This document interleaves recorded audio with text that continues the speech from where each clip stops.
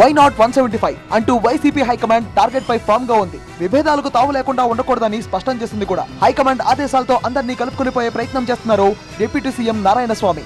జీడీ నెల్లూరు నుంచి పోటీ చేయాలని భావిస్తున్నారు ఆయన. ఈ క్రమంలో తన వ్యతిరేక వర్గం మాజీ ఎంపీ జ్ఞానేందర్ రెడ్డి గ్రూప్ తో చేతులు కలిపేందుకు కూడా సిద్ధమయ్యారు. హైకమాండ్ గ్రీన్ సిగ్నల్ ఇచ్చిన క్యాడర్ మాత్రం కన్నెర చేస్తున్నారు. నారాయణ స్వామి అనుచరులతో భేటీ అయ్యారు. 6 మండలాల ముఖ్య నేతల అభిప్రాయాలు తెలుసుకున్నారు. జ్ఞానేందర్ తో కలిసి పనిచేయడానికి నారాయణ స్వామి అనుచరులు ససేమిరా అన్నట్టు తెలుస్తోంది. అయితే వారిని ఒప్పించేందుకు నారాయణ స్వామి ప్రయత్నిస్తున్నారు. కానీ జ్ఞానేందర్ రెడ్డితో కలపాలని చూస్తే సహకరించేదే లేదని తేల్చి చెప్పారట స్వామి అనుకూల వర్గం. విభేదాలు లేకుండా ఎన్నికలకు వెళ్లాలన్న హైకమాండ్ ఆదేశాలకు కట్టుబడి పనిచేయకపోతే నష్టపోతామని నచ్చజెప్పే ప్రయత్నం చేస్తున్నారు డిప్యూటీ సీఎం. అయితే పార్టీ ప్రతిష్టను దిగజార్చిన జ్ఞానేందర్ రెడ్డి ఫ్యామిలీని పక్కన పెడితే మాత్రం మెజారిటీ వస్తుందని పట్టుబట్టారు నారాయణ స్వామి అనుచరులు. అవసరమైతే బందలాదిగా వెళ్లి సీఎం జగన్ కు వాస్తవ పరిస్థితులు వివరిస్తామంటున్నారు 6 మండలాల నేతలు.